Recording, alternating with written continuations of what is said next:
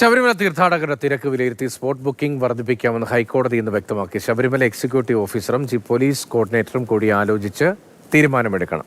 Spot booking മാറ്റങ്ങൾക്ക് Sabarimala special കമ്മീഷണറെ അനുമതി വാങ്ങണമെന്ന് ഹൈക്കോടതി നിർദ്ദേശം നൽകി. ശബരിമലയിലെ തിരക്കിപ്പോൾ സാധാരണ നിലയിലേക്ക് വന്നിരിക്കുകയാണ്. അതുകൊണ്ട് സ്പോട്ട് ബുക്കിംഗ് നേരത്തെ നിയന്ത്രിച്ചിരുന്നതിൽ അല്പം ഒരു മാറ്റത്തിന് ഹൈക്കോടതി അനുമതി നൽകിയിരിക്കുന്നു. നിലവിൽ 5000 സ്പോട്ട് ബുക്കിംഗ്. അതൊരല്പം കൂടി കൂട്ടുന്നതിനുള്ള അനുമതിയാണ് കോടതി നൽകിയിരിക്കുന്നത്. എത്ര വരെ കൂട്ടാമെന്നത് ശബരിമല എക്സിക്യൂട്ടീവ് ഓഫീസറും ചീഫ് പോലീസ് കോർഡിനേറ്ററും ശബരിമല സ്പെഷ്യൽ കമ്മീഷണറും കൂടിയാലോചിച്ച് തീരുമാനിക്കണം.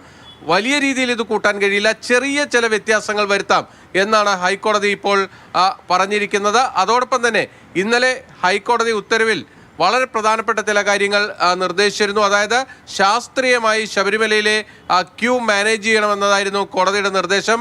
അതിനുവേണ്ടി ഓരോ സ്ഥലത്തും ഉൾക്കൊള്ളാൻ കഴിയുന്നത് എത്ര പേരെ എന്ന് കണ്ടെത്തി അതിനനുസരിച്ച് തീരുമാനമെടുക്കണം എന്നാണ് കോടതി ഉത്തരവിട്ടിരുന്നത്. ഇന്ന് സർക്കാർ കോടതിയിൽ ചില കണക്കുകൾ അവതരിപ്പിച്ചു. അതായത് പമ്പ മുതൽ സന്നിധാനം വരെ ഉൾക്കൊള്ളാൻ കഴിയുന്നവരുടെ എണ്ണം 66,936 എന്നാണ് സർക്കാർ കോടതിയെ അറിയിച്ചിരിക്കുന്നത്. 1 മീറ്റർ സ്ക്വയറിൽ 2 പേർ എന്ന കണക്കിലാണ് ഇതെല്ലാം തയ്യാറാക്കിയിരിക്കുന്നത്.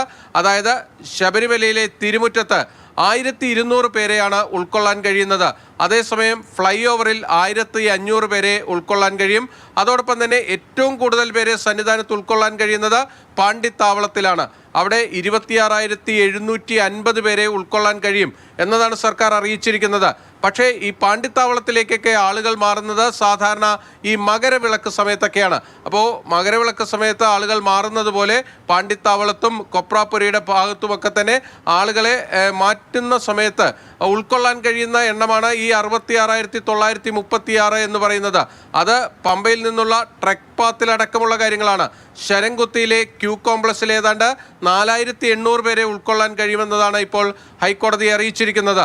അതോടൊപ്പം തന്നെ പമ്പയിൽ വിവിധ സെക്ടറുകളായി തിരിച്ചുകൊണ്ട് 12500 പേരെ ഉൾക്കൊള്ളാൻ കഴിയുമെന്നാണ് സർക്കാർ കോടതിയെ അറിയിച്ചിരിക്കുന്നത്. അതാണ് ഗ്രീൻ സോൺ എന്ന രീതിയിൽ ഹൈക്കോടതി കണക്കാക്കിയിരിക്കുന്നത്. കൊച്ചിയിൽ നിന്ന് ബിനിൽ, മാതൃഭൂമി ന്യൂസ്.